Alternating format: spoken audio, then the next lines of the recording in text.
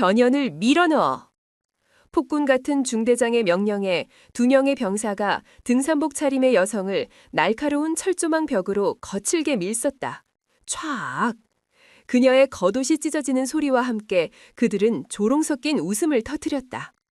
하지만 그들의 웃음은 곧바로 얼어붙었다. 찢어진 옷 사이로 그 안에 입고 있던 군복이 드러났다.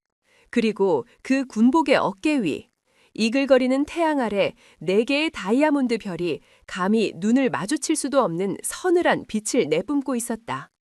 대한민국 군서열 1위, 대장이었다. 여자는 고통스러운 기색 하나 없이 어깨에 박힌 철조망 가시를 무심하게 떼어냈다. 그녀의 눈에는 오직 죽음과도 같은 냉기만이 서려 있었다. 이 철조망은 그녀가 나지막이 하지만 연병장 전체를 얼려버릴 듯한 목소리로 말했다. 한낱 군인의 의지보다도 단단하지 못하군. 지옥의 심판이 지금 막 예고되고 있었다. 대한민국 군의 심장부, 합동참모본부 의장실. 거대한 창밖으로 서울의 빽빽한 빌딩 숲과 그 사이를 흐르는 한강의 물줄기가 한눈에 내려다 보였다. 하지만 그 창가에 서 있는 한 여성의 눈은 화려한 도시의 풍경을 담고 있지 않았다. 그녀의 시선은 책상 위에 놓인 얇은 서류 한 장에 고정되어 있었다. 그 시선은 수십 년간 전장을 꿰뚫어 보았던 날카롭고 무서운 통찰력으로 가득 차 있었다. 그녀의 이름은 박서진, 대한민국 군 역사상 최초의 여성 합참의장이자 현역 군인 서열 1위. 어깨 위에서 빛나는 4개의 다이아몬드 별은 그녀가 걸어온 길이 얼마나 치열하고 위대했는지를 증명하고 있었다. 적들은 그녀를 아모랑이라 부르며 두려워했고 아군들은 그녀를 어머니라 부르며 절대적으로 신뢰했다. 그녀는 강철 같은 결단력과 동시에 병사들을 향한 따뜻한 마음을 가진 살아있는 전설이었다. 하지만 지금 그녀의 얼굴에는 깊은 수심이 드리워져 있었다. 그녀의 눈앞에 놓인 것은 제12 보병사단 소속 김일병 자살 사건에 대한 최종 수사 결과 보고서였다. 개인적인 신변 비관 및 부대 부적응으로 인한 우발적 자살, 부대 내 가혹행위나 구타 흔적 없음. 보고서의 결론은 늘 그랬듯이 간결하고 명확했다. 하지만 김수연은 그 행간에 숨겨진 차가운 거짓말의 냄새를 맡을 수 있었다. 이것은 지난 6개월 동안 바로 그 12사단에 바로 그 중대에서 발생한 3번째 자살 사건이었다. 통계적으로 이것은 단순한 우연일 수 없었다. 그 중대의 지휘관은 오광철이라는 이름의 대위였다. 또 문제 없음인가? 그녀가 나지막이 읊조렸다. 그녀의 목소리에는 억누른 분노가 서려 있었다. 공식적인 수사는 언제나 같은 결론을 내놓았다. 하지만 비공식적인 경로를 통해 그녀의 귀에 들려오는 소문은 달랐다. 오광철 대위가 지휘하는 중대는 지옥이라 불리고 있었다. 그의 마음에 들지 않는 병사들은 인간 이하의 취급을 받으며 매일 밤 구타와 가혹행위에 시달린다는 흉흉한 소문. 하지만 그 어떤 병사도 감히 그 사실을 외부에 고발하지 못했다. 오광철의 뒤에는 그를 비호하는 거대한 뒷배가 있다는 것을 모두가 알고 있었기 때문이다. 이것은 단순히 한 명의 폭군 지휘관의 문제가 아니었다. 이것은 군 시스템 전체의 문제였다. 진실을 은폐하고 약한 자의 죽음을 묵인하는 거대한 침묵의 카르텔. 박서진은 결심했다. 그녀는 더 이상 책상에 앉아서 거짓으로 가득 찬 보고서만 받고 있을 수는 없었다. 그녀는 자신의 아들, 딸 같은 병사들이 군대라는 이름 아래 죽어가고 있는 것을 더 이상 좌시할 수 없었다. 그녀는 자신의 눈으로 직접 진실을 확인하기로 했다. 그녀는 인터컴 버튼을 눌렀다. 한유라 대위 들어오게. 잠시 후 문이 열리고 젊고 총기 넘치는 여군 장교 한 명이 절도 있는 동작으로 안으로 들어왔다. 한유라 대위, 박서진이 합참의장이 된 후 직접 발탁한 수석 부관이었다. 그녀는 명석한 두뇌와 그 무엇보다도 자신의 지휘관에 대한 절대적인 충성심을 가진 박서진의 가장 믿음직한 그림자였다. 부르셨습니까, 의장님? 유라. 박서진은 그녀에게 맞은편 의자에 앉으라는 손짓을 했다. 자네도 12사단 이야기는 들었겠지? 예, 그렇습니다. 한유라의 얼굴도 어둡게 굳어졌다. 나는 직접 가봐야겠다. 아무도 모르게. 한유라의 눈이 커졌다.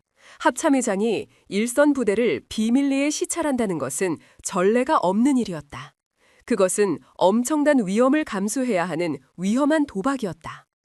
너무 위험합니다, 의장님. 의장님의 신변에 만에 하나라도 문제가 생긴다면 내 신변보다 지금 죽어가고 있는 내 병사들의 목숨이 더 중요하다. 박서진의 목소리는 단호했다. 나는 저들이 꾸며놓은 연극 무대를 고러 가는 것이 아니다. 나는 무대 뒤편에 가장 어둡고 추악한 진실을 보러 가는 것이다. 그러기 위해서는 나 또한 배우가 되어야만 해. 그녀는 자신의 계획을 한유라에게 밝혔다. 그녀는 합참의장이라는 갑옷을 벗고 가장 평범하고 가장 눈에 띄지 않는 모습으로 그들의 왕국에 잠입할 생각이었다. 그녀는 그 누구의 의심도 사지 않고 진실에 가장 가까운 곳까지 다가가고 싶었다. 한유라의 얼굴에 깊은 고뇌가 스쳐 지나갔다. 그녀는 지휘관의 안전을 책임져야 하는 부관으로서 당연히 반대해야만 했다. 하지만 동시에 그녀는 박서진이라는 군인을 너무나도 잘 알고 있었다. 그녀가 한 번 결심한 것은 그 누구도 막을 수 없다는 것을, 그리고 그녀의 그 결심이 언제나 옳았다는 것을. 알겠습니다. 한유라가 마침내 입을 열었다. 그녀의 눈에는 이제 고뇌 대신 자신의 지휘관과 끝까지 함께하겠다는 굳은 결의가 서려 있었다. 제가 의장님의 눈과 귀가 되어 곁을 지키겠습니다. 어떤 상황에서도 의장님의 안전을 확보하겠습니다. 아니, 박서진이 그녀의 말을 잘랐다. 자네는 나와 함께 가지 않는다. 자네는 여기서 나를 기다려야 해. 예? 하지만 이것은 더 중요한 임무다, 한대위. 박서진의 눈이 서늘하게 빛났다. 내가 만약 적진 한가운데서 고립되거나 혹은 최악의 상황을 맞이하게 된다면 자네는 나의 플랜 B를 실행해야 한다. 그녀는 책상 서랍에서 붉은색 봉투 하나를 꺼내 그녀에게 건넸다. 봉투 위에는 1급 군사기밀이라는 스탬프와 함께 비상시 본인 외 절대 개봉 엄금이라는 경고 문구가 적혀 있었다. 이 안에는 내가 가지고 있는 모든 힘과 내가 동원할 수 있는 모든 수단이 담겨 있다. 만약 나에게서 24시간 이상 연락이 두절된다면 그때는 이 봉투를 열어 나의 이름으로, 나의 권한으로 저들을 심판하도록 한 명도 남김없이. 그것은 그녀가 남기는 비공식적인 유언이자 마지막 명령이었다. 한유라는 떨리는 손으로 그 붉은색 봉투를 받아들였다. 얇은 서류 봉투였지만 그 무게는 천근 만근처럼 무겁게 느껴졌다. 그녀는 깨달았다. 자신이 지금 단순히 지휘관의 비밀 작전을 돕는 것이 아니라 그녀의 목숨과 이 군대의 명운을 함께 짊어지게 되었다는 것을. 명 받들겠습니다. 그녀의 목소리가 자신도 모르게 갈라져 나왔다. 그날 밤 박서진은 자신의 관사에서 낡은 등산 배낭을 꾸렸다. 그녀는 값비싼 장군복 대신 달고 다른 등산복과 낡은 등산화를 챙겼다. 그녀는 거울 앞에 섰다. 거울 속에는 화려한 4개의 별을 단 아모랑이가 아닌 그저 세월의 흔적이 엿보이는 평범한 중년의 여인이 서 있었다. 그녀는 서랍 깊숙한 곳에서 낡은 사진 한 장을 꺼내 들었다. 젊은 시절 갓 임관한 남편과 함께 환하게 웃고 있는 사진이었다. 그녀의 남편 또한 유능한 군인이었지만 안타깝게도 10여 년 전 작전 중 불의의 사고로 순직했다. 그녀는 사진을 가슴에 품었다. 보고 있나요, 여보? 내가 당신이 그토록 자랑스러워했던 이 군복의 명예를 더 이상 더럽혀지도록 내버려 두지 않겠어요. 당신의 목까지 내가 지켜낼게요. 그녀는 군인이 되기로 맹세했던 그 첫날의 다짐을 다시 한번 되새기고 있었다. 다음 날 새벽, 동이 트기도 전, 박서진은 아무도 모르게 합참의장 관사를 빠져나왔다. 그녀는 수행원도 경호원도 없이 홀로 낡은 민간인 차량을 몰아 강원도 인제의 험준한 산막을 향해 어둠 속으로 사라져갔다. 그녀는 사냥을 떠나고 있었다. 자신의 아들들을 죽음으로 내몬 군대라는 이름의 숲속에 숨어있는 가장 교활하고 잔인한 맹수를 사냥하기 위해 그녀 스스로 암호랑이가 되어. 차가운 새벽 공기가 강원도 인제의 깊은 산골짜기를 휘감아 돌았다. 어둠이 거치지 않은 국도 위를 낡은 SUV 한 대도 헤드라이트 불빛으로 어둠을 가르며 달리고 있었다. 차 안에는 무거운 침묵만이 감돌았다. 운전대를 잡고 있는 박서진의 얼굴은 결연한 의지로 굳어 있었다. 그녀의 눈은 전방의 어둠 너머 자신이 향하고 있는 목적지를 꿰뚫어 보는 듯했다. 그녀의 머릿속에서는 지난 며칠간 한유라 대위와 함께 밤을 새워가며 수립한 사냥꾼 작전의 모든 단계가 수십 번, 수백 번 반복되고 있었다. 작전의 목표는 명확했다. 첫째, 오강철 대위의 가혹행위와 병사 자살 사건 사이의 직접적인 연관성을 입증할 명백한 증거를 확보하는 것. 둘째, 그를 비호하고 모든 공식적인 조사를 무마시킨 보이지 않는 뒷배의 실체를 밝혀내는 것. 하지만 그 목표를 달성하는 방법은 결코 간단하지 않았다. 합참의 의장이라는 신분을 이용해 위에서부터 찍어 누르는 방식은 가장 쉬워 보이지만 동시에 가장 어리석은 방법이었다. 그렇게 하는 순간 그들은 꼬리를 자르고 모든 증거를 인멸할 터였다. 뱀의 대가리를 잡기 위해서는 뱀이 눈치채지 못하도록 풀숲에 몸을 숨긴 채 조용히 접근해야만 했다. 그래서 위장과 잠입이 이번 작전의 핵심이었다. 그녀는 합참의 의장 박서진이 아니었다. 그녀는 산에서 길을 잃은 평범한 중년의 등산객이 되어야만 했다.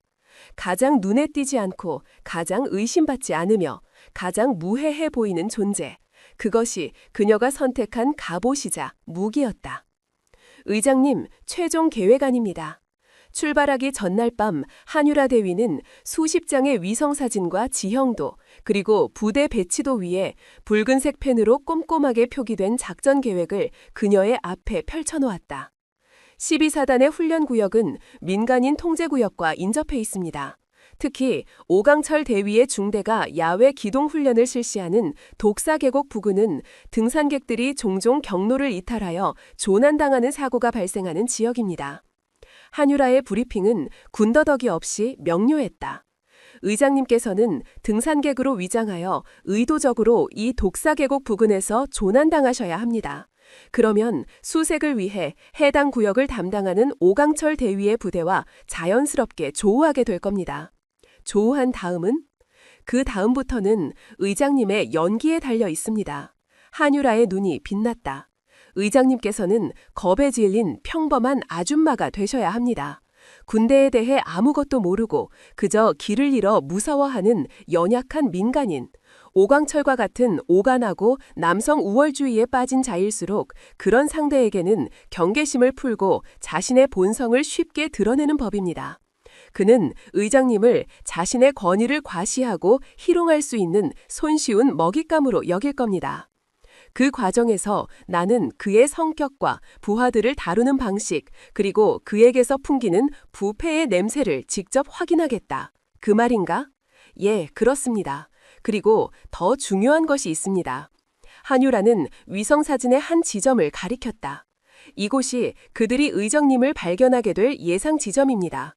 그리고 여기에서 약 500m 떨어진 계곡 반대편 절벽 위, 이곳에 제가 있을 겁니다.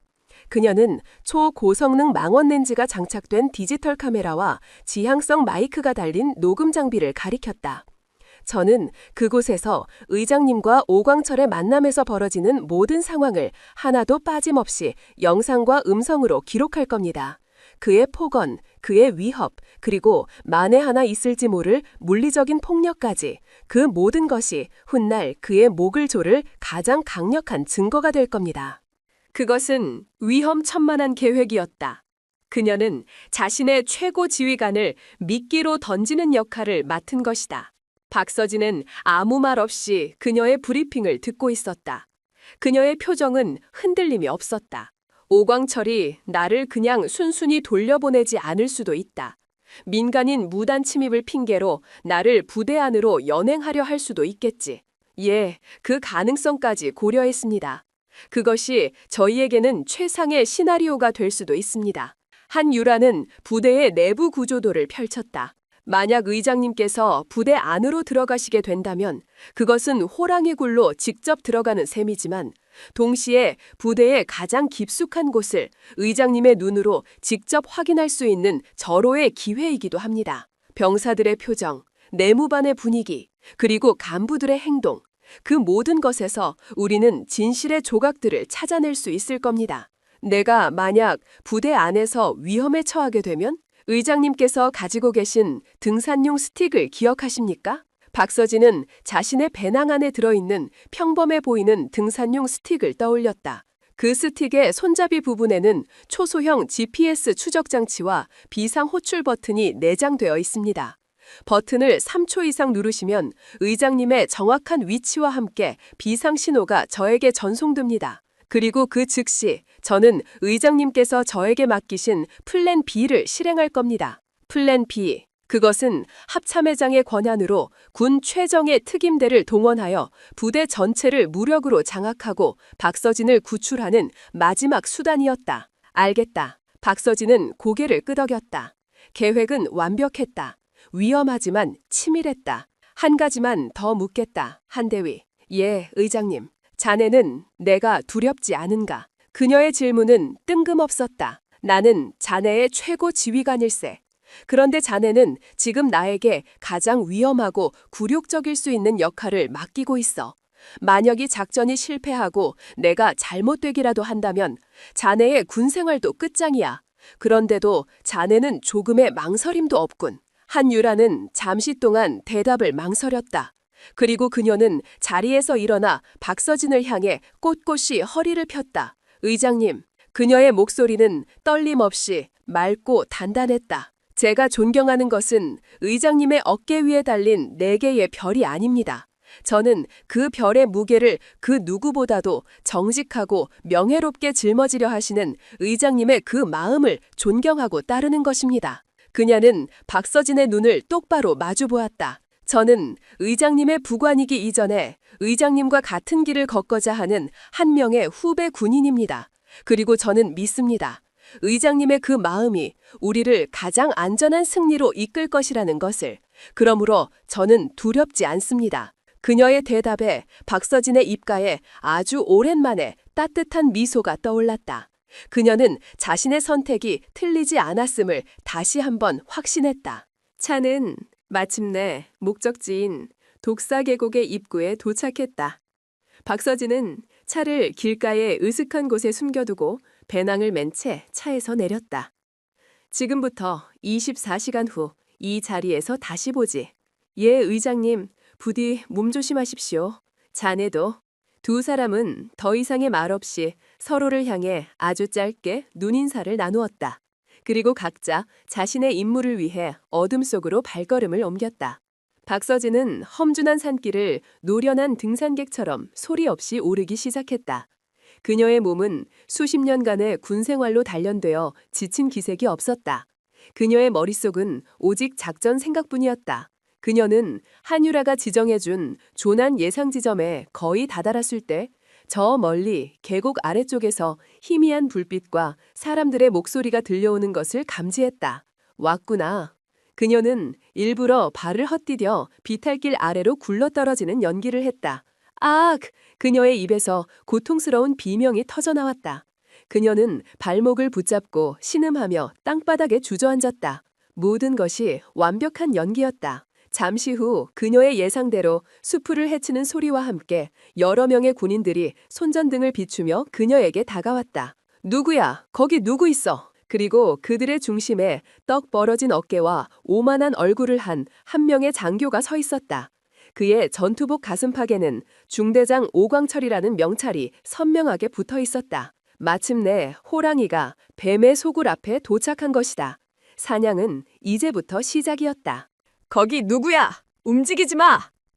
날카로운 외침과 함께 여러 개의 손전등 불빛이 어둠 속에서 비수처럼 날아와 박서진의 얼굴에 박혔다. 눈이 부신 불빛에 그녀는 반사적으로 팔을 들어 얼굴을 가렸다. 그녀는 계획대로 발목을 붙잡은 채 고통스럽게 신음하는 연기를 계속했다. 저벅, 저벅. 수풀을 헤치고 다가오는 군화 발소리는 거칠고 위압적이었다. 잠시 후 완전 무장한 대여섯 명의 병사들이 그녀의 주위를 원처럼 에워쌌다. 그들의 손에 들린 K2 소총의 총구가 경계심 가득하게 그녀를 겨누고 있었다. 그들의 젊은 얼굴에는 야간 훈련의 피로와 예상치 못한 상황에 대한 당혹감이 뒤섞여 있었다. 누구냐고 물었다. 소속과 이름을 밝혀라. 그들 사이를 비집고 한 남자가 앞으로 나섰다. 어둠 속에서도 그의 떡 벌어진 어깨와 거만한 자세는 그가 이 무리의 지휘관임을 말해주고 있었다. 중대장 오광철 대위. 박서진이 찾던 바로 그 사냥감이었다. 박서진은 고개를 들어 그를 올려다보았다. 그녀는 일부러 겁에 질린 힘없는 목소리를 만들어냈다. 저는 그냥 등산을 하던 사람입니다. 길을 잃었어요. 그녀의 목소리는 나뭇잎처럼 가늘게 떨리고 있었다. 오광철은 손전등으로 그녀의 얼굴과 낡은 등산복 차림을 위아래로 훑어보았다. 그의 눈빛에는 조난당한 민간인을 향한 염려나 동정심이라고는 찾아볼 수 없었다. 오직 자신의 구역을 침범한 불청객을 향한 귀찮음과 짜증면이 가득했다. 등산? 그가 코웃음을 쳤다. 아줌마, 여기가 어딘 줄 알고 기어들어왔어? 여긴 민간인 출입이 통제된 군사 작전구역이야. 몰랐어? 그의 말투는 처음부터 반말이었다. 존중이라고는 눈꼽만큼도 찾아볼 수 없는 오만함 그 자체였다. 죄송합니다. 정말 몰랐습니다. 산길을 걷다 보니 어느새 박서진은 발목을 붙잡으며 고통스러운 비명을 질렀다. 오광철은 그녀의 비명에도 눈 하나 깜빡하지 않았다. 그는 오히려 더욱 귀찮다는 표정을 지었다. 다치기까지 했나, 젠장, 일만 더 복잡하게 만드는군. 그는 옆에 서 있던 부사관에게 턱짓을 했다. 김중사, 저 여자 상태 좀 확인해봐. 꾀병 부리는 건지 진짜 다친 건지. 김중사라 불린 부사관이 마지못해 그녀에게 다가와 거친 손으로 그녀의 발목을 우악스럽게 움켜쥐었다. 아픕니다. 제발. 발목이 좀 부은 것 같긴 합니다만 뼈가 부러진 것 같지는 않습니다. 그럼 됐어. 질질 끌어서라도 데려가. 예? 중대장님, 하지만 규정상 민간인 조난자는 일단 경찰이나 119에 먼저 인계해야. 닥쳐. 오광철이 버럭 고함을 질렀다. 여긴 내 구역이야. 내 구역에서는 내가 법이다. 저 여자는 명백히 군사시설 보호법을 위반했어. 정식으로 조사하고 상부에 보고해야 할 의무가 우리에게 있다. 알겠나? 그의 주장은 겉보기에는 그럴듯했지만 사실은 월권행위였다. 그는 이 모든 상황을 자신의 권력을 과시하고 부하들 앞에서 위험을 세우는 기회로 삼고 있었다. 그리고 눈앞에 연약한 아줌마를 자신의 심심뿌리 장난감으로 삼을 생각이었다. 박서진은 속으로 그의 어리석음을 비웃었다. 그는 스스로 호랑이의 아가리 속으로 머리를 들이밀고 있었다. 자, 일어서시지 아줌마. 병사 2명이 다가와 그녀의 양팔을 거칠게 잡아 일으켰다. 그녀는 다리를 저는 척하며 그들에게 몸을 의지했다.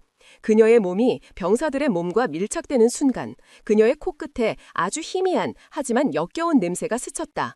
그것은 땀 냄새나 흙 냄새가 아니었다. 그것은 피비린내와 오래된 상처가 골마 터진 듯한 악취였다.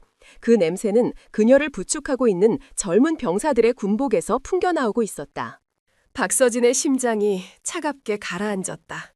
그녀는 보았다. 어둠 속에서도 그녀의 팔을 잡고 있는 병사의 팔뚝에 희미하게 남아있는 시퍼런 머렁자국들을, 그리고 그의 눈빛에 서려있는 깊은 공포와 체념을.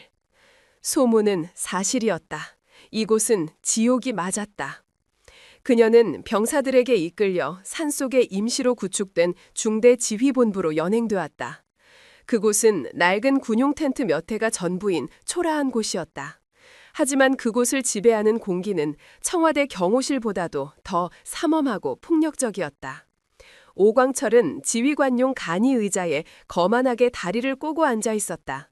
그는 마치 취조실의 형사처럼 박서진을 자신의 앞에 세워두고 신문을 시작했다. 이름, 나이, 주소, 똑바로 말해. 박선주입니다. 나이는 52이고 서울에서 왔습니다. 박서진은 미리 준비해둔 가짜 신분을 댔다. 서울 사는 아줌마가 무슨 부귀 영화를 누리겠다고 이 험한 인제 산골까지 기어들어왔나. 그것도 한밤중에.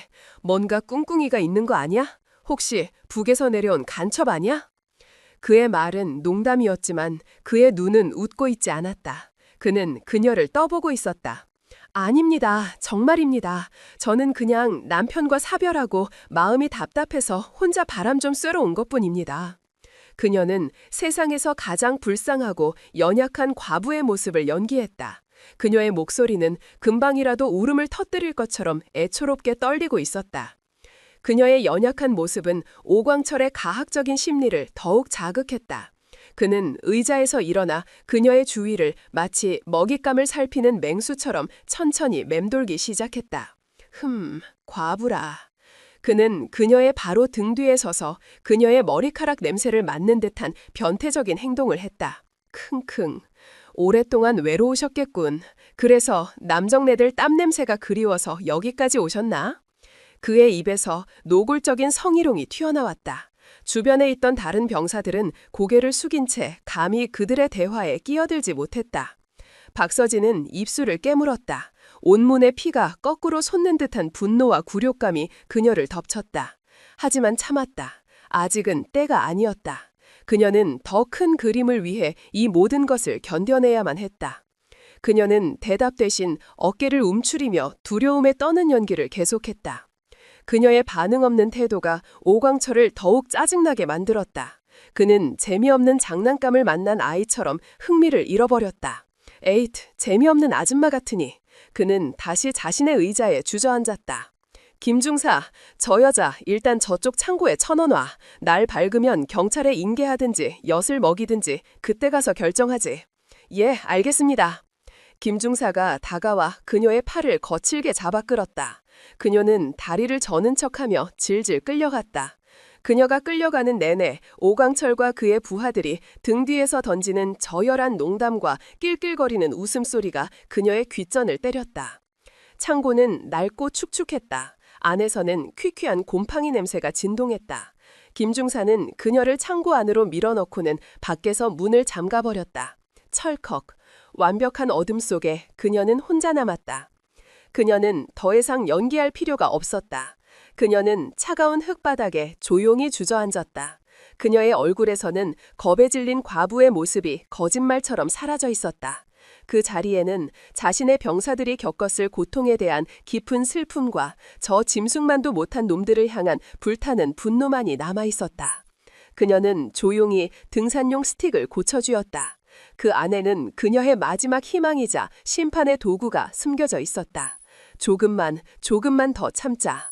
그녀는 어둠 속에서 조용히 칼날을 갈고 있었다. 그녀는 가장 결정적인 순간에 저들의 목을 단번에 끊어놓기 위해 기꺼이 더 깊은 어둠 속으로 걸어 들어가고 있었다. 호랑이는 그렇게 뱀의 속을 가장 깊숙한 곳에서 조용히 사냥의 때를 기다리고 있었다. 얼마나 시간이 흘렀을까. 차갑고 축축한 창고 바닥에 앉아있던 박서진은 밖에서 들려오는 거친 고함 소리에 상념에서 깨어났다. 날이 밝아오고 있었다. 창고의 작은 틈새로 희미한 새벽빛이 새어들어왔다. 야, 이 개새끼들아! 아직도 안 일어나! 오광철의 목소리였다. 그는 아침부터 부하들을 쥐잡듯 잡고 있었다. 밤새 이어진 야간 훈련으로 지칠 대로 지친 병사들을 향한 그의 무자비한 폭언과 욕설이 조용한 새벽 공기를 갈기갈기 찢어놓았다. 찰컥! 창고 문이 요란한 소리를 내며 열렸다. 눈부신 아침 햇살과 함께 김 중사가 험악한 얼굴로 서 있었다. 나와, 아줌마! 중대장님께서 찾으셔. 박서진은 아무 말 없이 자리에서 일어났다.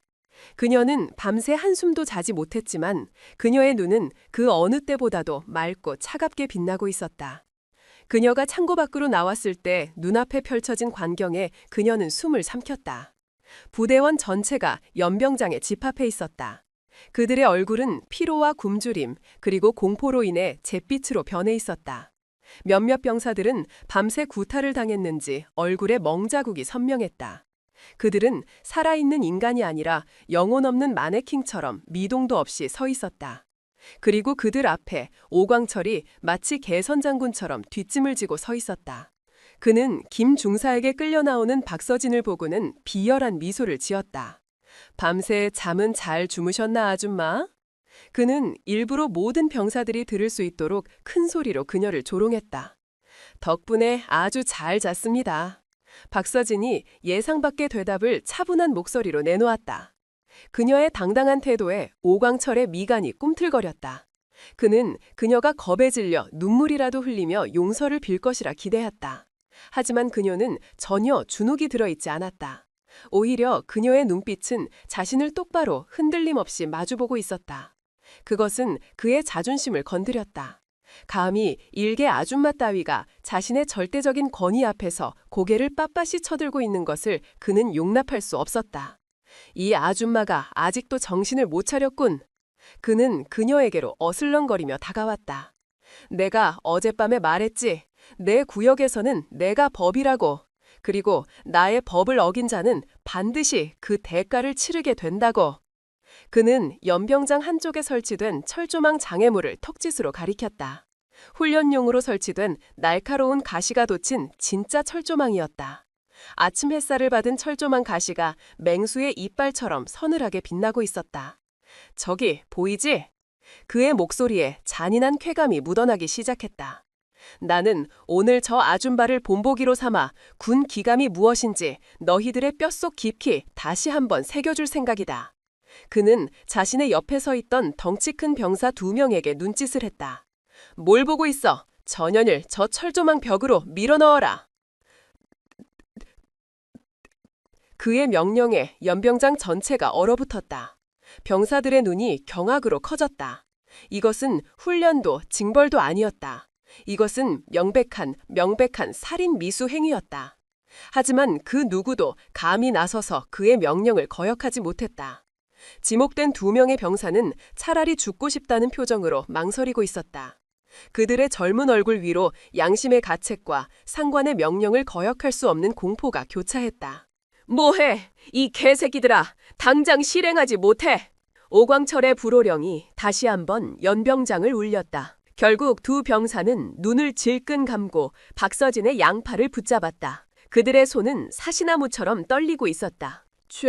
죄송합니다. 그들이 모기만한 목소리로 그녀에게 속삭였다. 박서진은 아무 말도 하지 않았다. 그녀는 그들의 눈을 아주 잠시 바라보았다. 그녀의 눈빛에는 원망이 아니었다. 오히려 그들을 이해한다는 듯한 깊은 연민이 서려 있었다. 그리고 그녀는 시선을 돌려 오광철을 다시 한번 똑바로 마주보았다. 그녀의 눈은 말하고 있었다. 네 놈은 지금 돌이킬 수 없는 실수를 저지르고 있는 것이다. 하지만 분노의 눈이 먼 오광철은 그 경고를 잃지 못했다. 밀어 넣어! 그의 마지막 명령이 떨어졌다. 2 병사는 그녀를 날카로운 철조망 벽을 향해 거칠게 밀쳤다. 촤악!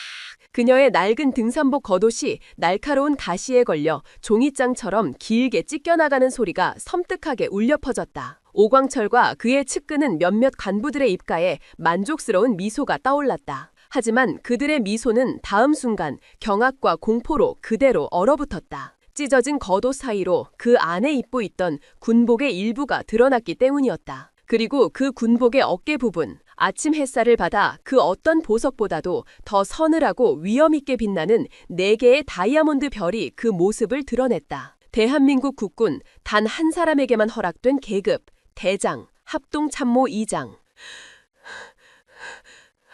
연병장 전체를 지배하던 모든 소음이 거짓말처럼 사라졌다. 시간은 멈췄다. 바람 소리마저 들리지 않았다. 오광철의 입이 멍하니 벌어졌다. 그의 동공이 지진이라도 만난 듯 격렬하게 흔들렸다. 그의 뇌는 눈앞의 비현실적인 광경을 받아들이기를 거부하고 있었다. 대장이라고? 저 아줌마가? 그를 부축하던 2 병사는 마치 유령이라도 본 듯 비명을 지르며 그녀에게서 물러섰다. 다른 모든 병사들과 간부들도 자신들의 눈을 비비며 믿을 수 없다는 표정으로 그 4개의 별을 쳐다보고 있었다. 박서진은 아무 말 없이 자신의 어깨에 박힌 철조망 가시를 무심하게 하나씩 떼어내기 시작했다. 그녀의 어깨에서는 붉은 피가 배어나왔지만 그녀의 얼굴에는 그 어떤 고통의 기색도 찾아볼 수 없었다. 오직 지옥의 가장 깊은 곳에서부터 올라온 듯한 차가운 냉기만이 서려 있을 뿐이었다. 그리고 그녀는 찢어진 자신의 겉옷을 천천히 벗어던졌다. 마침내 4개의 별이 달린 완벽한 대장의 군복이 그 위용을 완전히 드러냈다. 그녀는 자신을 멍하니 쳐다보고 있는 오광철에게로 천천히 걸어가기 시작했다. 똑깍 똑깍. 그녀의 군화굽 소리가 연병장의 죽음과도 같은 정적을 깨고 마치 장송곡처럼 울려 퍼졌다. 그녀는 그의 바로 앞에 섰다. 그리고 그녀는 입을 열었다. 그녀의 목소리는 낮아짐했지만 그 안에 담긴 분노의 무게는 연병장 전체를 짓누르고도 남았다. 이 철조망은 그녀가 자신의 어깨에서 흘러내리는 피를 손등으로 닦아내며 말했다. 한낱 군인의 의지보다도 단단하지 못하군. 그녀는 오광철의 눈을 똑바로 꿰뚫어 보았다. 그리고 네놈의 그 더러운 기강은 이 철조망보다도 훨씬 더 형편없다. 그녀는 그의 가슴팍에 달린 중대장 오광철이라는 명찰을 손가락으로 툭 쳤다. 이제 우리가 진짜 군 기강에 대해서 한번 이야기해볼까, 오대위? 대위. 그녀는 그의 계급을 정확히 불러주었다. 그것은 그가 더 이상 이 부대의 왕이 아니라 자신의 발 아래 놓인 일개 대위에 불과하다는 사형 선고와도 같았다. 오광철의 다리가 후들거리기 시작했다. 그는 그 자리에 그대로 무릎을 꿇었다. 잘못했습니다. 그의 입에서 간신히 기어들어가는 목소리가 새어나왔다. 심판은 그렇게 가장 끔찍한 방식으로 시작되었다. 연병장의 시간은 박서진의 4개의 별이 드러난 그 순간 완전히 멈춰버렸다. 아니, 시간은 흐르고 있었지만 그곳에 있는 모든 인간들의 사고와 행동이 정지해버렸다.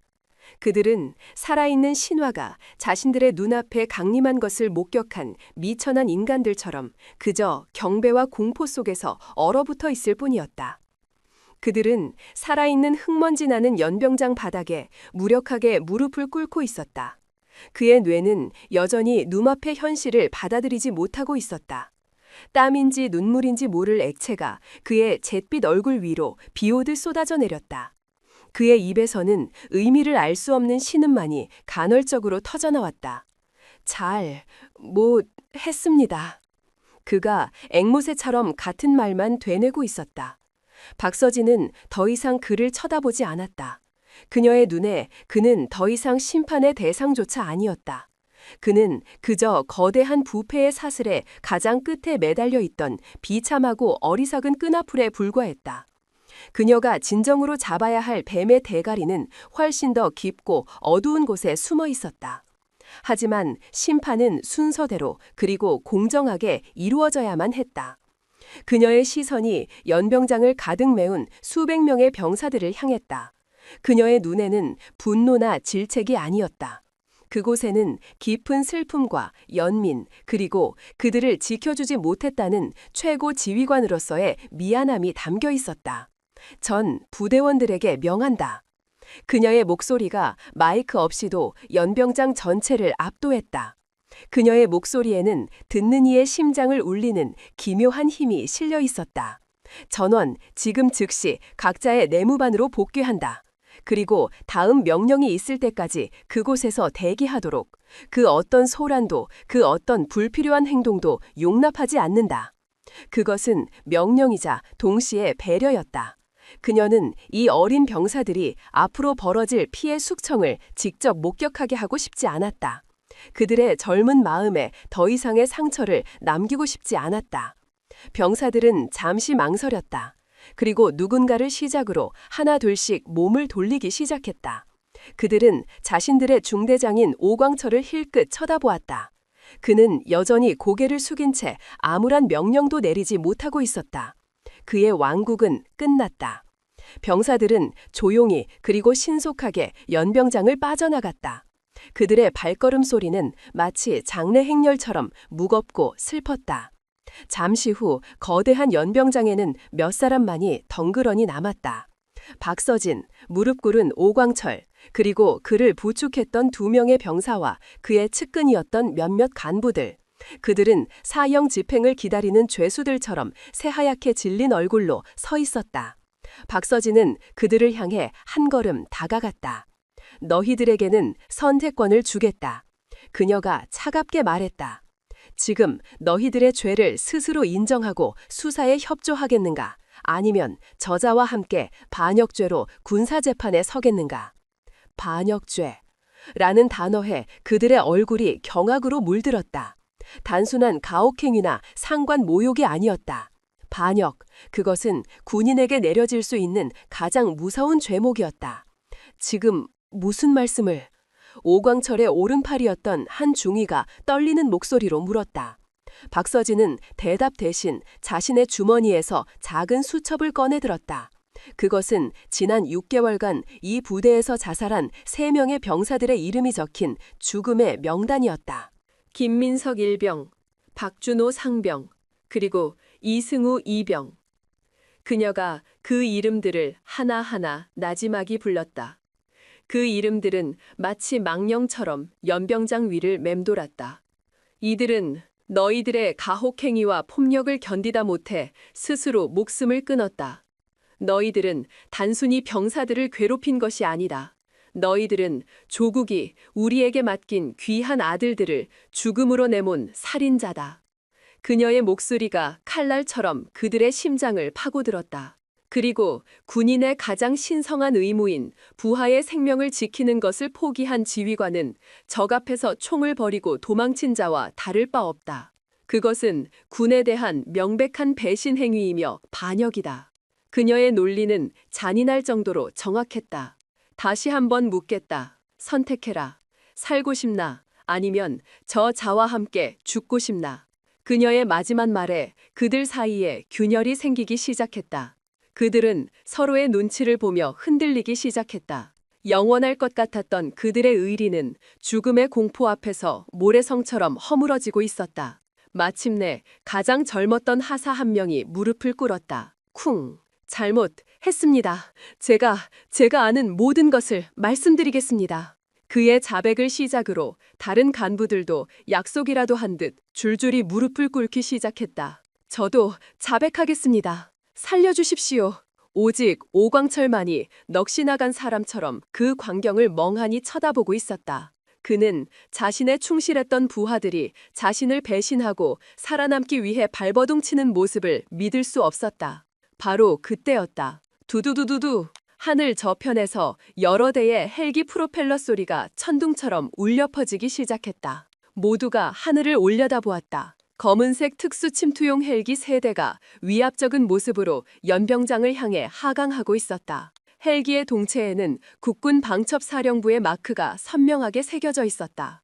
헬기는 연병장 중앙에 거대한 모래바람을 일으키며 착륙했다. 쾅, 쾅, 쾅.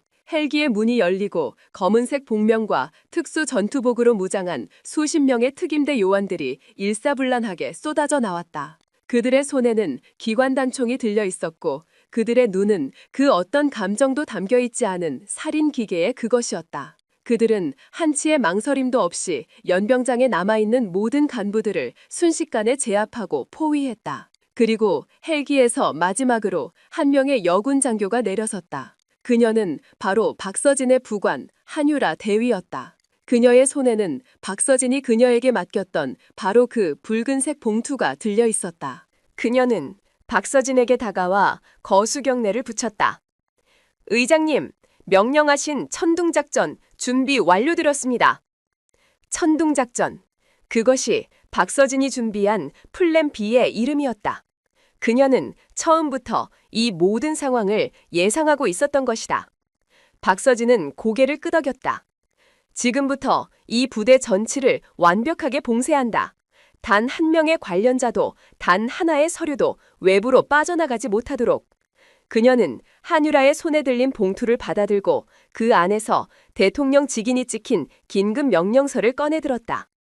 그녀는 무릎 꿇고 있는 오광철과 그의 전 부하들 앞에 서서 그 명령서를 큰 소리로 낭독하기 시작했다. 대한민국 대통령의 이름으로 명한다.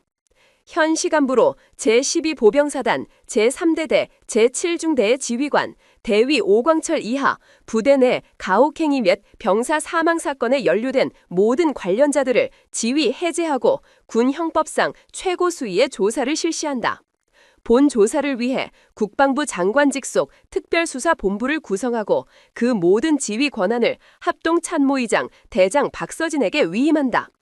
그녀의 목소리가 연병장 전체에 서늘하게 울려 퍼졌다.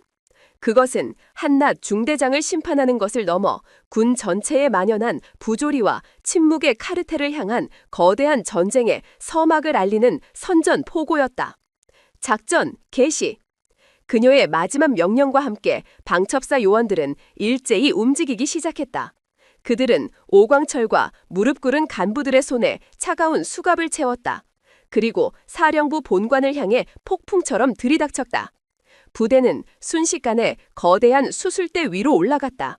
박서진은 그 모든 혼란의 중심에서 조용히 하늘을 올려다보았다.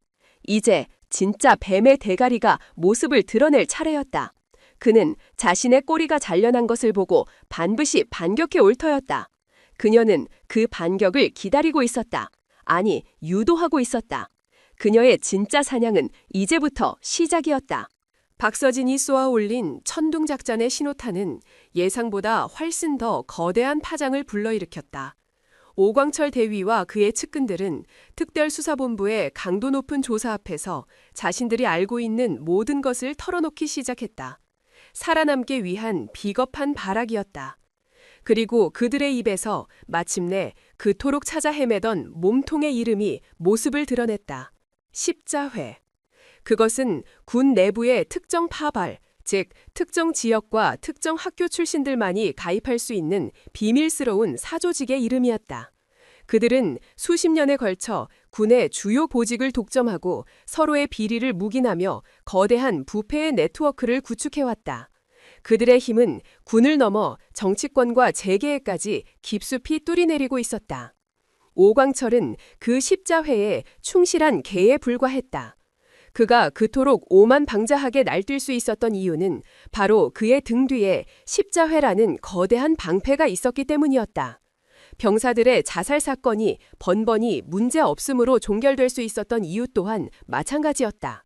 그리고 그 십자회의 현수장, 모든 부패의 정점에 서 있는 인물, 그의 이름이 밝혀졌을 때 수사본부 전체가 경악에 휩싸였다. 육군 중장 이동준. 그는 제3군단의 군단장이었다. 그는 겉으로는 온화하고 신사적인 지휘관으로 알려져 있었지만 그 가면 뒤에는 자신의 야망을 위해서라면 그 어떤 추악한 짓도 서슴지 않는 냉혈한의 얼굴을 숨기고 있었다. 박서진은 보고를 받고 잠시 동안 눈을 감았다. 이동준. 그녀 또한 잘 알고 있는 인물이었다. 그는 언제나 그녀의 반대편에 서서 그녀의 개혁적인 정책들을 사사건건 방해했던 대표적인 보수파 장성이었다. 그녀는 직감했다. 이번 전쟁이 단순히 부패한 군인 몇 명을 처단하는 수준에서 끝나지 않을 것이라는 것을, 이것은 군의 미래를 건 거대한 세력 싸움으로 번질 것이라는 것을. 그녀의 예상은 틀리지 않았다. 이동준은 자신의 충실한 개였던 오광철이 그렇게 허무하게 무너졌다는 소식을 듣고 격노했다. 하지만 그는 오광철처럼 어리석지 않았다. 그는 분노를 안으로 삼키고 즉시 반격을 준비하기 시작했다. 그는 박서진을 정면으로 공격하는 대신 그녀의 가장 약한 고리를 공격하기로 결심했다. 바로 여론이었다. 그는 자신이 수십 년간 관리해온 언론계의 인늑들을 총동원했다. 그리고 그들에게 아주 달콤하고 자극적인 이야깃거리를 던져주었다. 며칠 후 대한민국 모든 언론의 일면은 약속이라도 한 듯 똑같은 제목의 기사로 도배되기 시작했다. 충격 단독, 박서진 합참의장 직권 남용하여 무고한 장교 숙청, 군 내부 파벌 싸움으로 내전 위기. 기사의 내용은 교묘하고 악의적이었다. 기사는 박서진이 자신의 파벌에 속하지 않는다는 이유만으로 유능하고 충성스러운 장교인 오광철 대위를 가혹행위라는 누명을 씌워 무리하게 숙청했다고 주장했다. 그녀가 철조망에 떠밀렸던 사건 또한 그녀가 자신의 정치적인 쇼를 위해 스스로 연출한 자해 공갈이라고 매도했다. 그리고 기사는 이 모든 주장의 결정적인 증거라며 한 젊은 장교의 양심 선언을 대대적으로 보도했다. 그 장교의 이름은 김진우 중이었다. 그는 바로 오광철의 중대에서 복무했던 소대장이었다. 그리고 그는 사실 오광철의 폭력의 가장 큰 피해자 중 한 사람이었다. 기사 속에서 김진우 중위는 눈물을 흘리며 이렇게 증언했다. 박서진 의장님은 영웅이 아닙니다. 그녀는 자신의 권력욕을 위해 군의 위계를 무너뜨린 독재자입니다. 오광철 중대장님은 폭군이 아니었습니다. 그는 그저 부하들을 강하게 키우려 했던 참된 군인이었습니다. 제가 그 증인입니다. 이 기사가 터져나오자 여론은 순식간에 들끓기 시작했다. 어제까지 박서진을 영웅이라 칭송하던 사람들은 이제 그녀를 권력의 눈이 먼 마녀라 비난하기 시작했다. 그녀의 개혁에 대한 지지는 차가운 의심과 불신으로 급격하게 돌아섰다. 합동참모본부 의장실. 박서진은 자신의 눈앞에 놓인 신문들을 차가운 눈으로 내려다보고 있었다. 그녀의 옆에는 창백하게 질린 얼굴에 한유라 대위가 서 있었다. 이건 명백한 거짓입니다, 의장님. 한유라의 목소리가 분노로 떨리고 있었다. 김진우 중위는 오광철에게 가장 심하게 폭행당했던 피해자 중 한 명입니다. 제가 확보한 다른 병사들의 직원에도 모두 그렇게 나와 있습니다. 그런데 어떻게 그가... 함정이다. 박서진이 나지막이 말했다. 이동준, 그놈이 내 뒤통수를 제대로 쳤군. 그녀는 모든 상황을 즉시 꿰뚫어 보갔다. 이동준은 가장 약한 고리인 김진우 중위를 협박했던 것이다.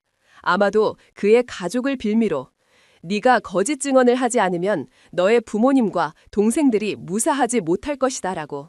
죽음의 공포 앞에서 젊은 장교는 무너져 내렸던 것이다. 그는 자신의 양심을 팔아 가족의 안위를 선택했던 것이다. 박서진은 그를 비난할 수 없었다. 오히려 그를 그런 비겁한 선택으로 내몬 이동준의 잔인함에 치를 떨었다. 이것은 단순히 언론 플레이가 아니었다. 이것은 그녀의 개혁 의지와 그녀라는 인간 자체의 도덕성에 흠집을 내려는 고도로 계산된 정치 공작이었다. 이대로라면 그녀가 진행하고 있는 모든 수사는 파벌 싸움을 위한 표적 수사라는 오명을 쓰고 동력을 잃게 될 터였다. 어떻게 하시겠습니까, 의장님? 한유라가 걱정스러운 눈으로 물었다. 박서진은 대답 대신 자리에서 일어났다. 그녀는 창가로 다가가 서울의 잿빛 하늘을 한참 동안 말없이 바라보았다. 그녀의 머릿속에서는 수만 가지의 경우의 수가 번개처럼 스쳐 지나가고 있었다. 이 위기를 어떻게 돌파해야 하는가? 그녀는 언론을 통해 반박 성명을 낼 수도 있었다. 하지만 그것은 진흙탕 싸움에 스스로 뛰어드는 꼴이 될 뿐이었다.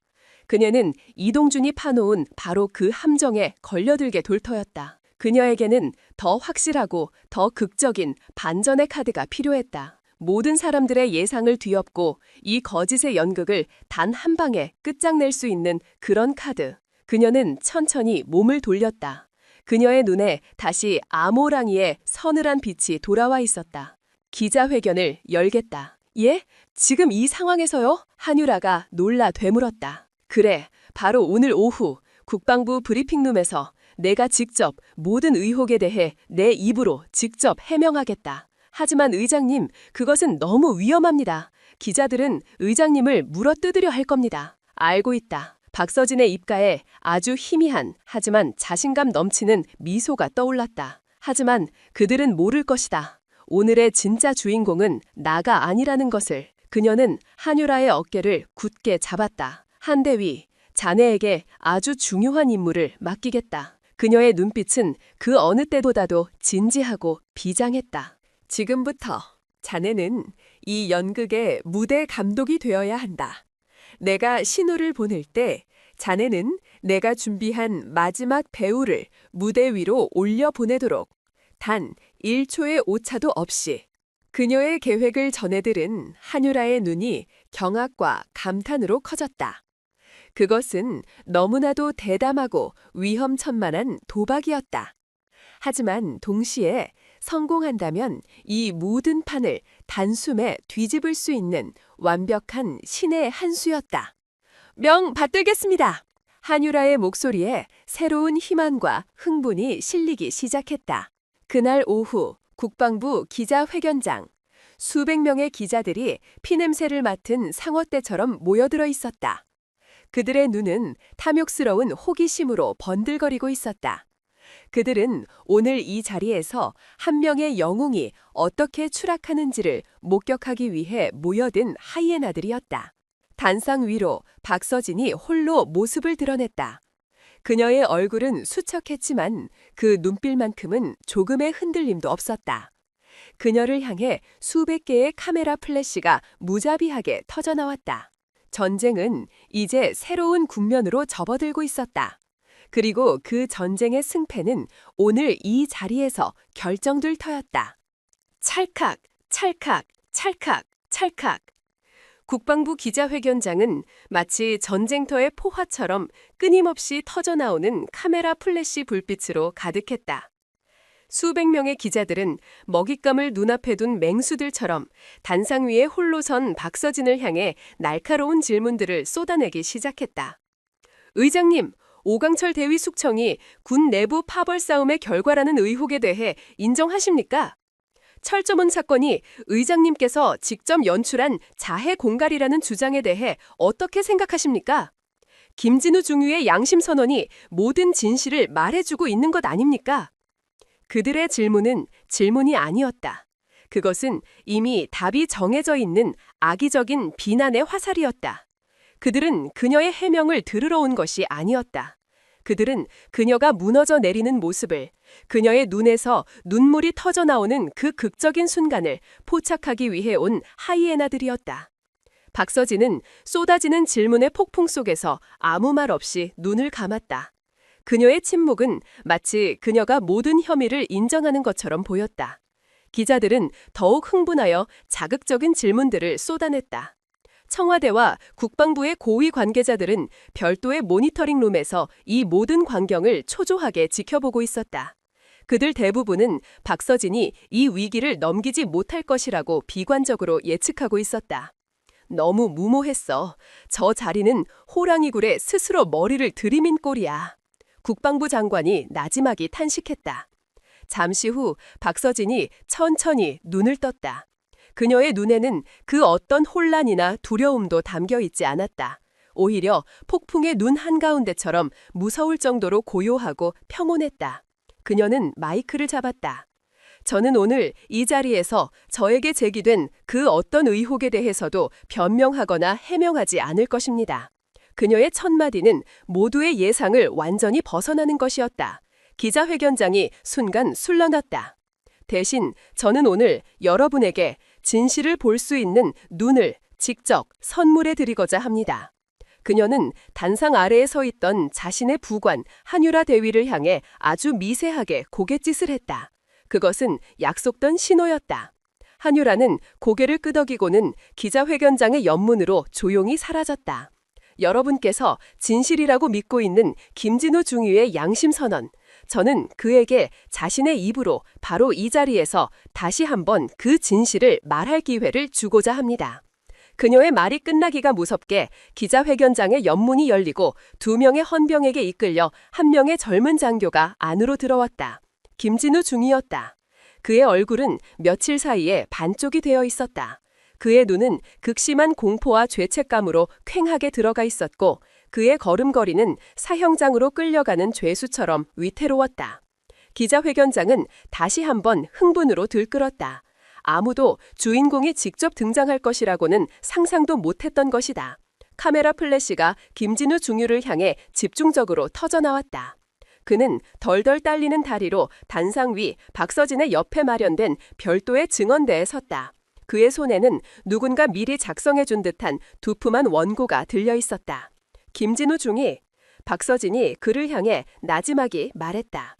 그녀의 목소리에는 질책이 아니었다. 오히려 따뜻한 격려와 깊은 신뢰가 담겨 있었다. 두려워하지 마라. 그리고 너의 심장이, 너의 군인으로서의 양심이 시키는 대로 말하면 된다. 이곳에 있는 그 누구도 너를 비난할 자격은 없으니. 그녀의 말은 마법과도 같았다. 김진우의 흔들리던 눈동자가 아주 잠시 그녀의 눈을 마주 보았다. 그리고 그는 그 눈빛 속에서 자신을 믿어주는 진정한 지휘관의 모습을 보았다. 그는 마른 침을 삼키고 손에 들린 원고를 내려다보았다. 그 원고에는 이동준과 그의 하수인들이 시키는 대로 박서진을 모함하는 거짓 증언들이 빼곡하게 적혀 있었다. 그는 이 원고를 읽기만 하면 그의 가족은 안전해질 수 있었다. 그는 입을 열었다. 그의 목소리가 마이크를 타고 기자회견장 전체에 울려 퍼지기 시작했다.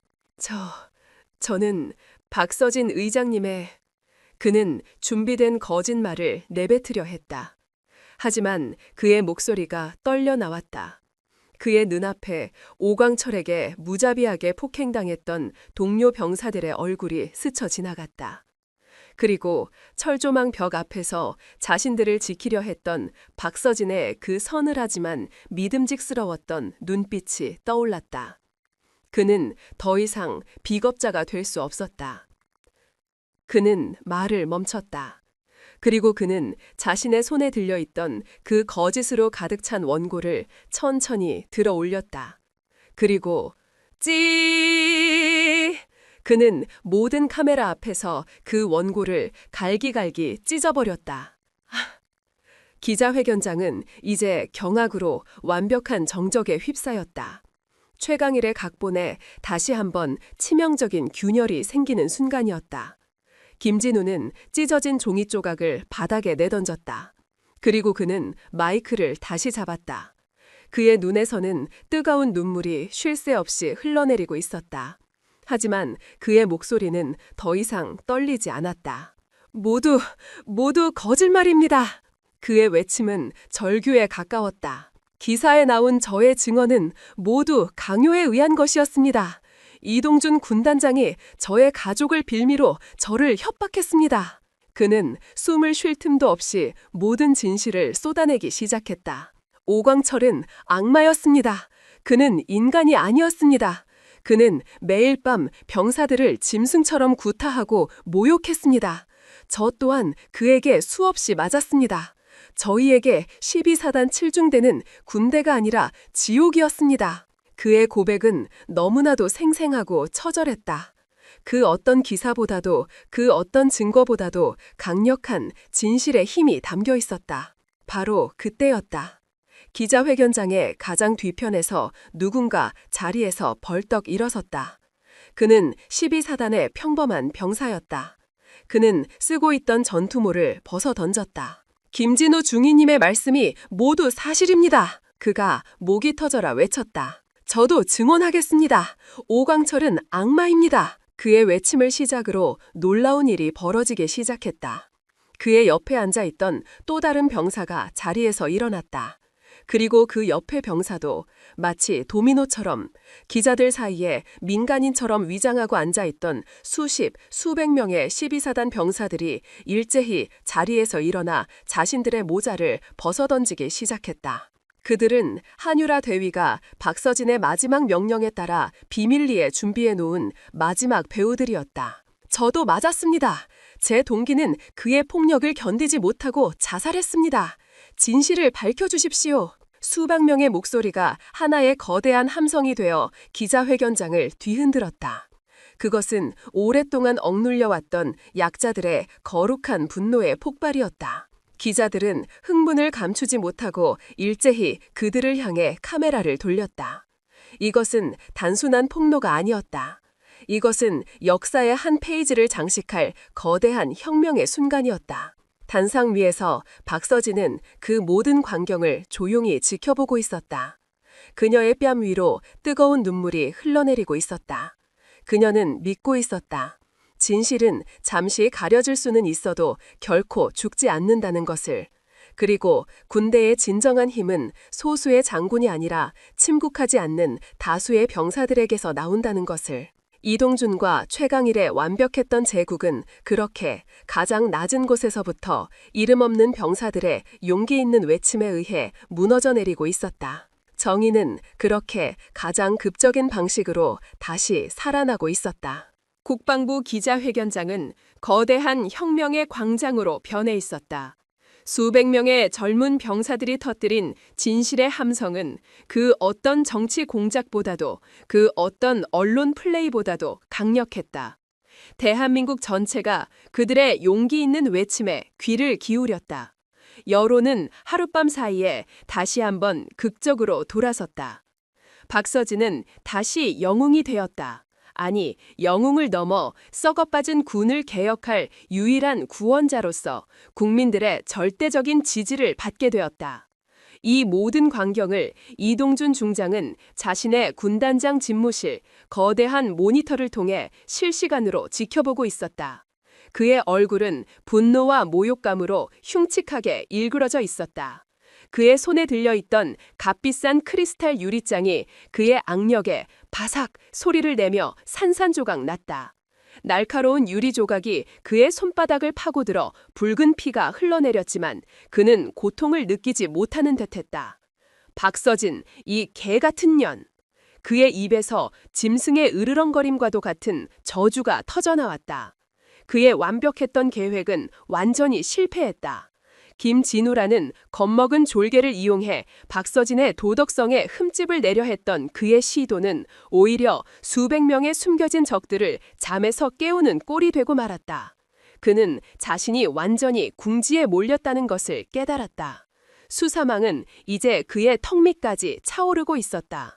오광철과 같은 끈아풀들의 자백, 그리고 십자회의 하부 조직원들이 하나둘씩 검찰에 체포되고 있다는 보고가 실시간으로 올라오고 있었다.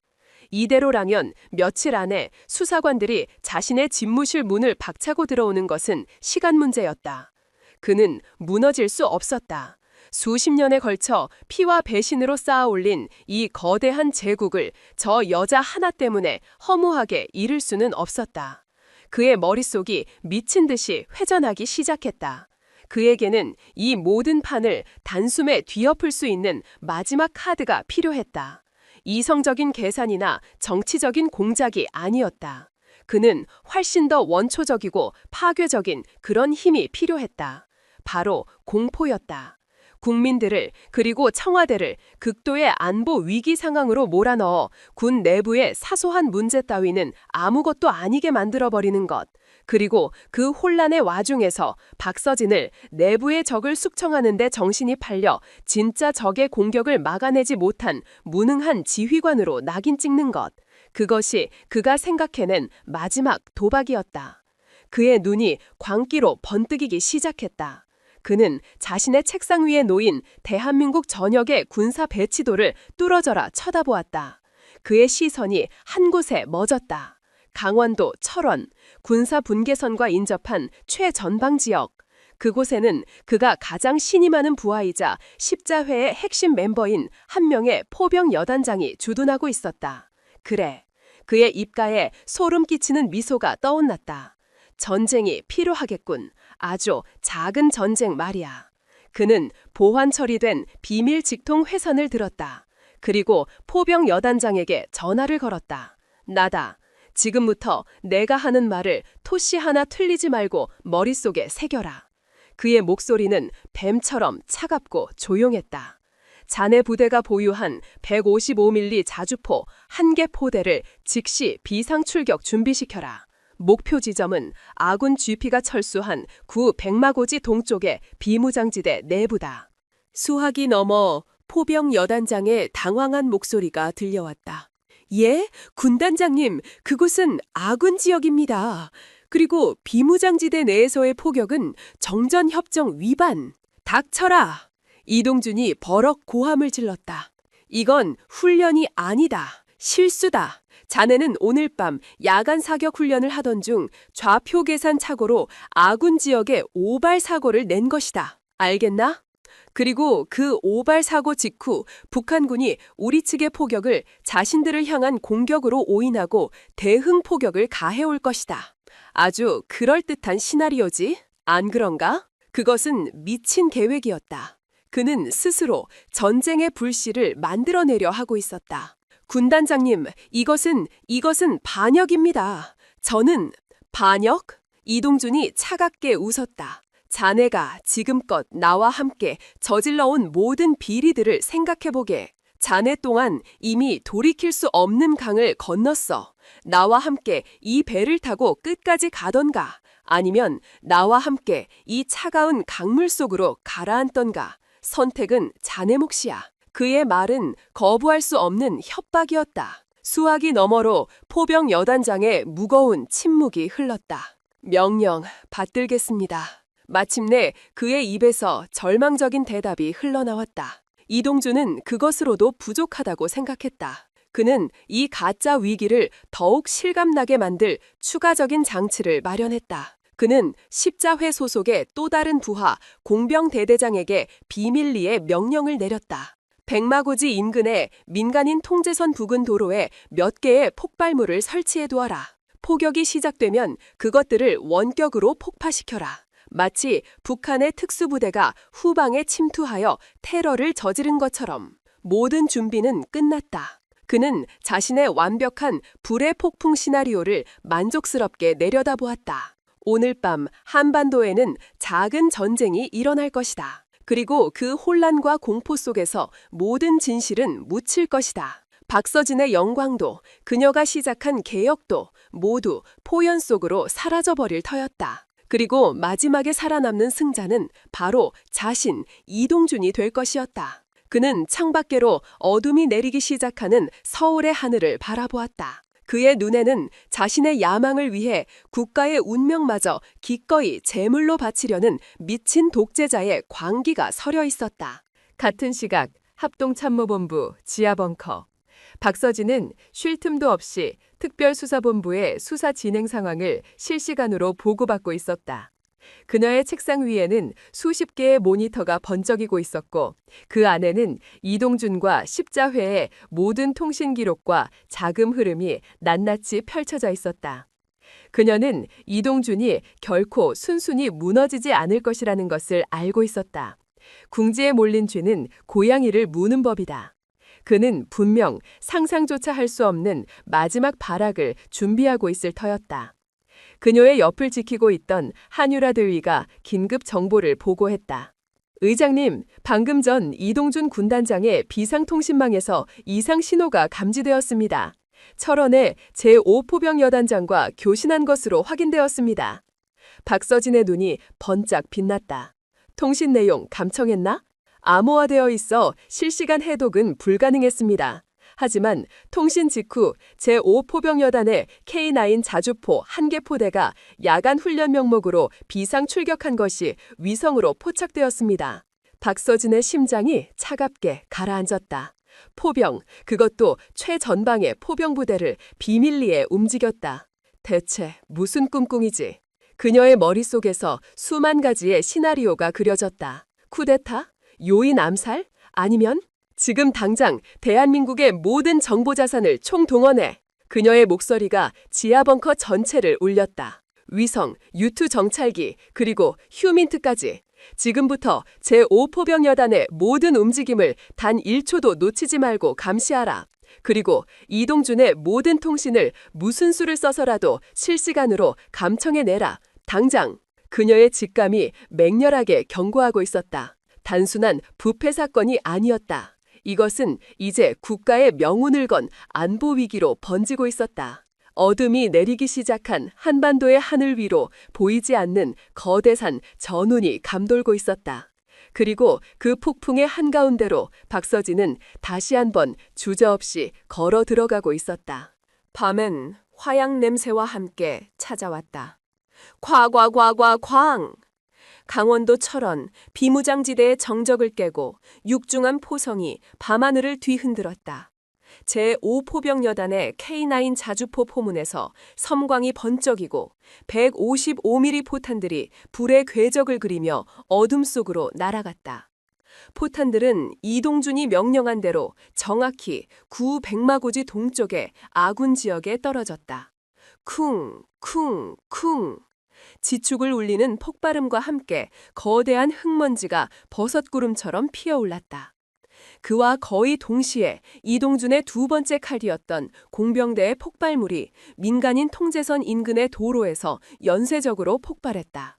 쾅! 평화롭던 시골 마을은 순식간에 전쟁터의 공포에 휩싸였다.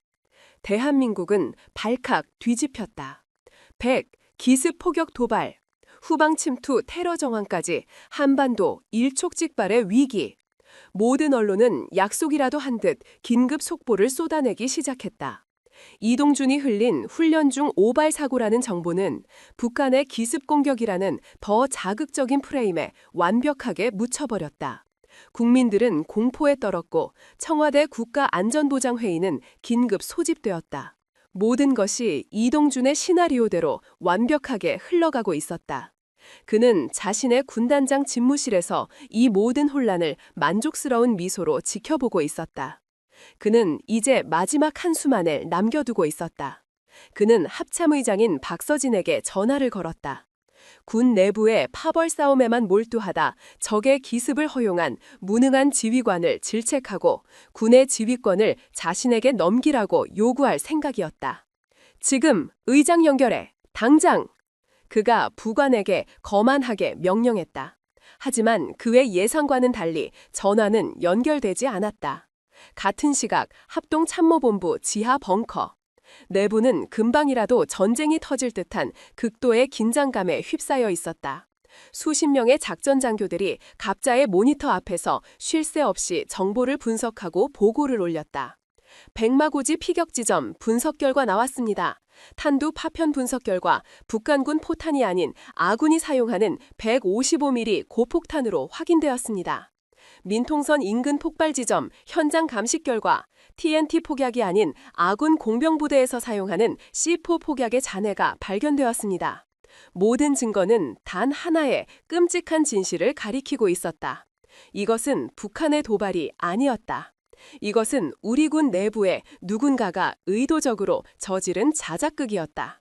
박서진은 굳은 얼굴로 모든 보고를 말없이 듣고 있었다. 그녀의 눈은 분노로 이글거리고 있었다. 이동준, 그놈이 자신의 야망을 위해 국가 전체를 전쟁의 공포 속으로 몰아넣은 것이다. 이것은 단순히 부패나 권력 남용의 차원이 아니었다. 이것은 명백한 반역이었다. 의장님, 한유라 대위가 다급한 목소리로 그녀에게 달려왔다. 그녀의 손에는 작은 녹음기가 들려 있었다.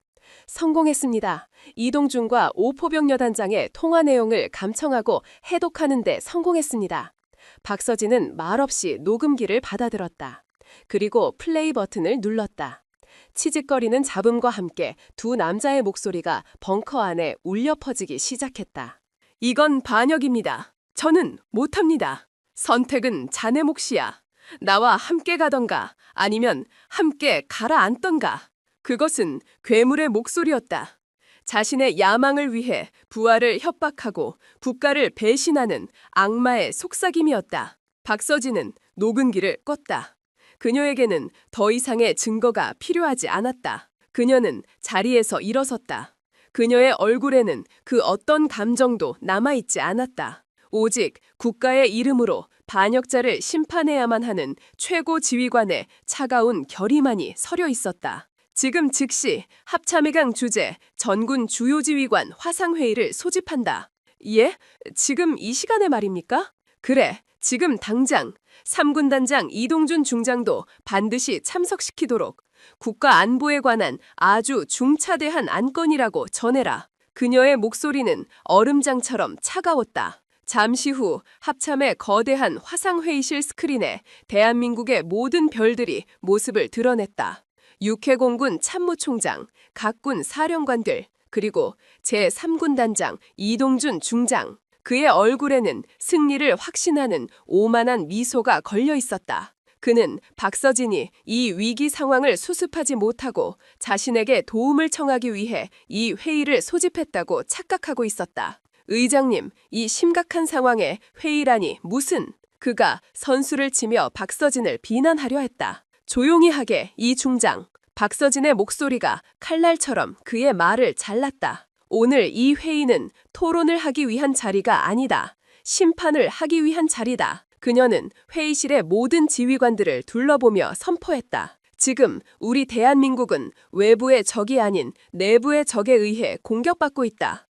군복을 입고 국가에 충성을 맹세했지만 실제로는 자신의 야망을 위해 국가를 전쟁의 위기로 몰아넣은 반역자에 의해 말이다. 이동준의 얼굴이 순간 굳어졌다. 박서진은 스크린을 향해 손짓을 했다. 첫 번째 증거다. 스크린 위에는 백마고지에서 수거된 포탄의 파편 사진과 그것이 아군의 155mm 포탄이라는 국방과학연구소의 공식 분석 결과 보고서가 떠올랐다. 두 번째 증거다. 스크린이 바뀌고 이번에는 민통선 인근에서 발견된 C4 폭약의 잔해 사진과 그것이 아군 공병부대의 보급품과 일치한다는 감식 결과가 나타났다. 회의에 참석한 모든 장군들의 얼굴이 경악으로 물들기 시작했다. 이동준의 얼굴은 이제 하얗게 질려 있었다. 그리고 마지막 증거다. 박서진이 나지막이 말했다. 그녀는 자신이 가지고 있던 그 작은 녹음기를 회의실의 스피커에 연결했다. 그리고 그녀는 다시 한번 플레이 버튼을 눌렀다.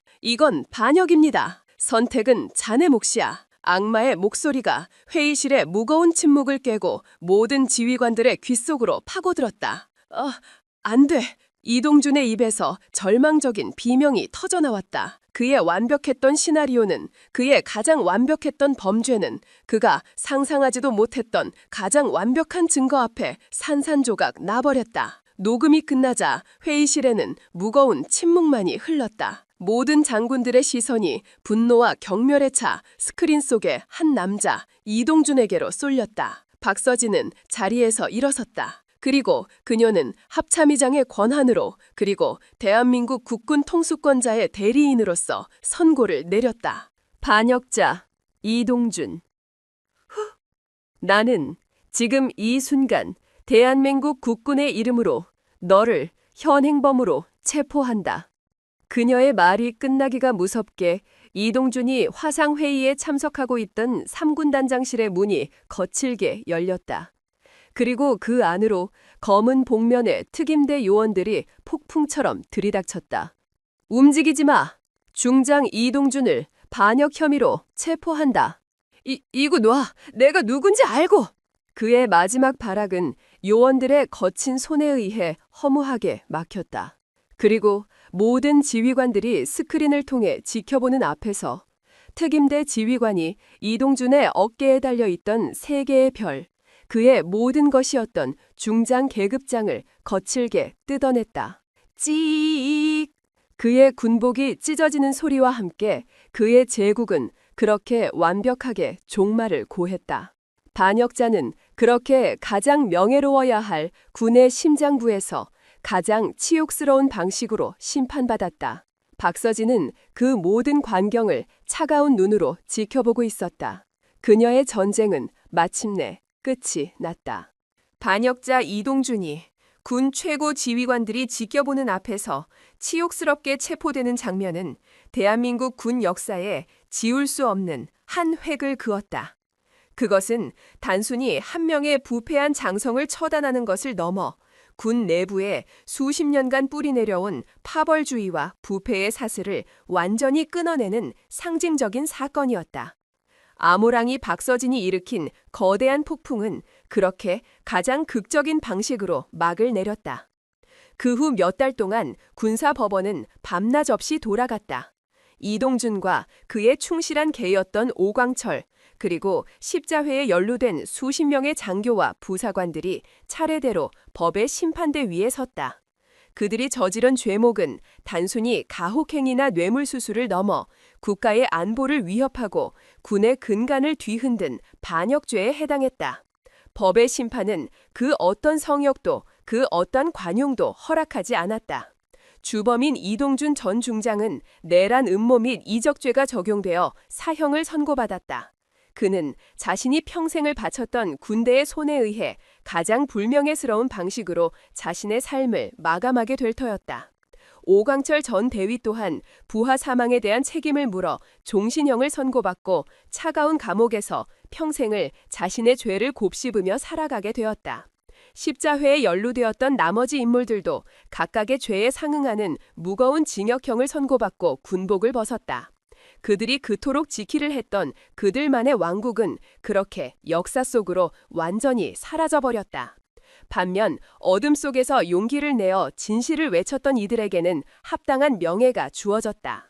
기자회견장에서 거짓 각본을 찢어버리고 모든 진실을 폭로했던 김진우 중위. 그는 그 용기를 인정받아 화랑무공훈장을 수여받았고 모두가 선망하는 합동참모본부의 핵심 보직으로 자리를 옮겼다. 그는 더 이상 폭력의 피해자가 아니었다. 그는 불의에 맞서 싸운 진정한 영웅으로 다시 태어났다. 그리고 그의 곁에서 그를 돕고 마침내 수백 명의 병사들의 목소리를 하나로 모았던 수많은 이름 없는 병사들 또한 각자의 공로를 인정받아 표창과 함께 명예로운 조기 전역의 기회를 얻었다.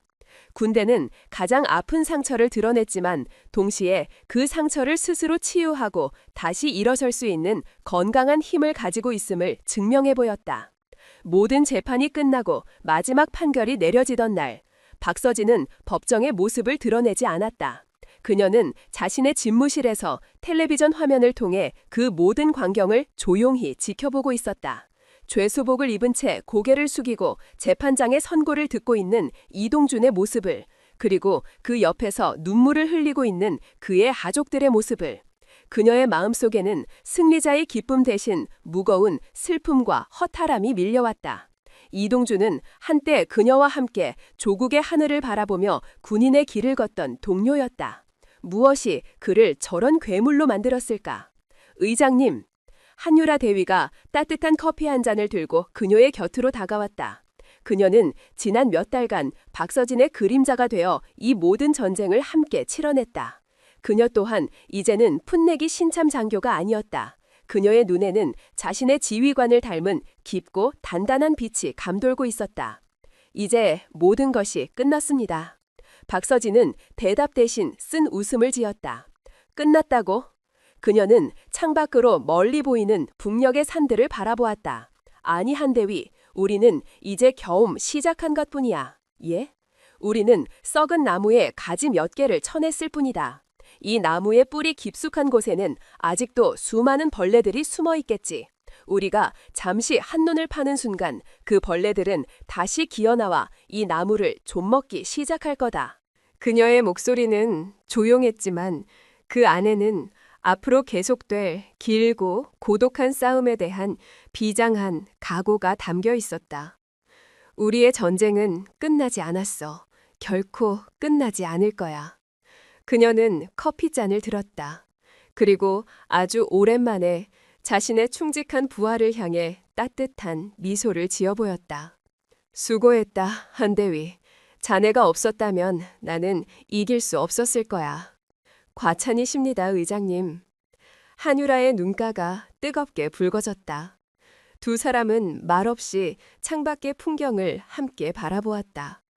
한 명의 늙은 호랑이와 이제 막 날갯짓을 시작한 젊은 매.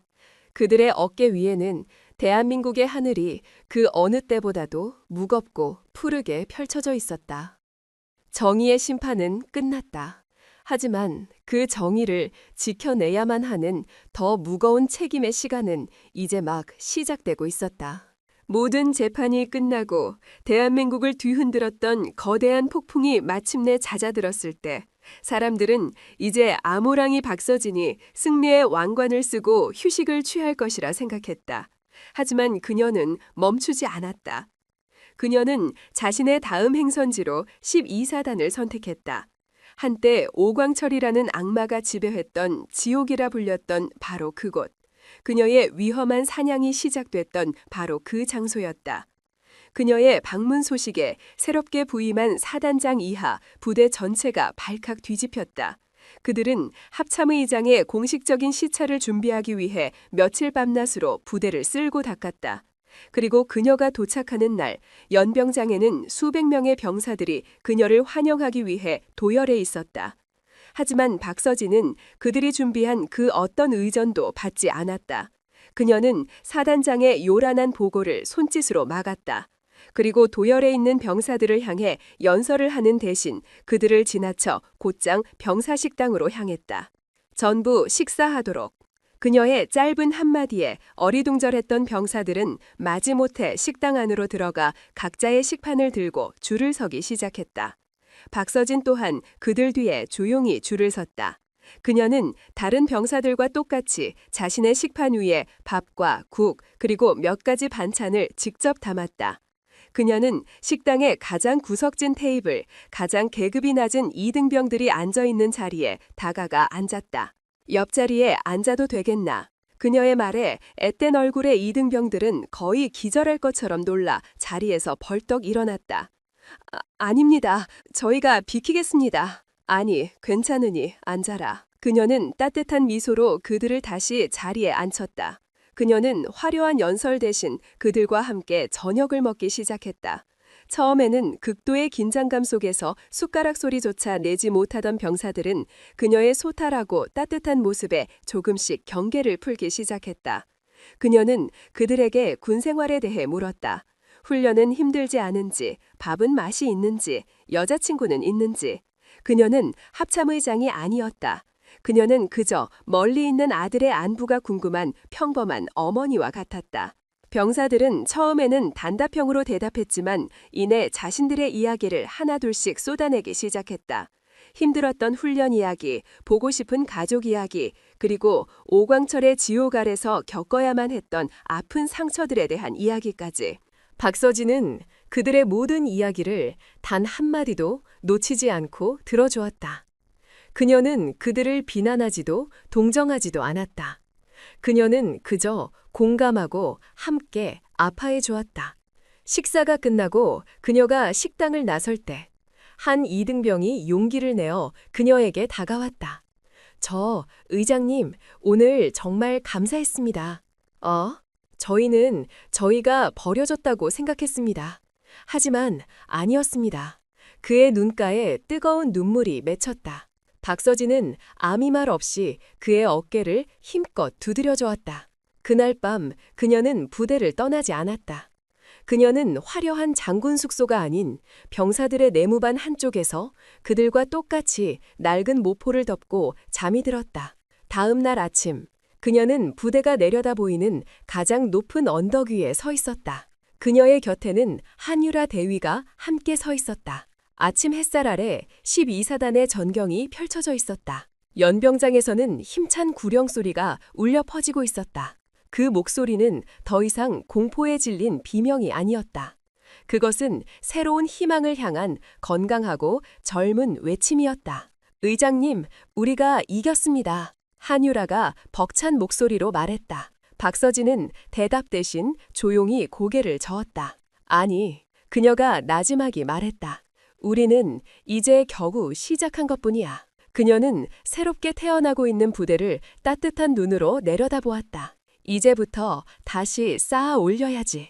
무너진 신뢰를, 짓밟힌 명예를, 그리고 우리가 그토록 지키고 싶었던 이 군대의 진짜 미래를. 그녀의 마지막 말은 차가운 아침 공기 속으로 조용히 흩어졌다. 하지만 그 말의 무게는 그 어떤 승리의 함성보다도 더 무겁고 단단하게 그 자리에 남아 있었다. 한 번의 잔인한 행동은 군복 속에 숨어있던 반역자들을 드러내는 무자비한 전쟁의 도화선이 되었습니다. 평범한 병사들의 용기와 진정한 리더의 결단력으로 정의는 마침내 실현되었습니다. 여러분은 어떤 순간에 가장 큰 희열을 느끼셨습니까? 수백 명의 병사들이 함께 일어서던 순간인가요? 아니면 반역자가 군 최고 지휘관들 앞에서 체포되던 순간인가요? 여러분의 생각을 댓글로 남겨 저희에게 들려주십시오. 들어주셔서 감사합니다.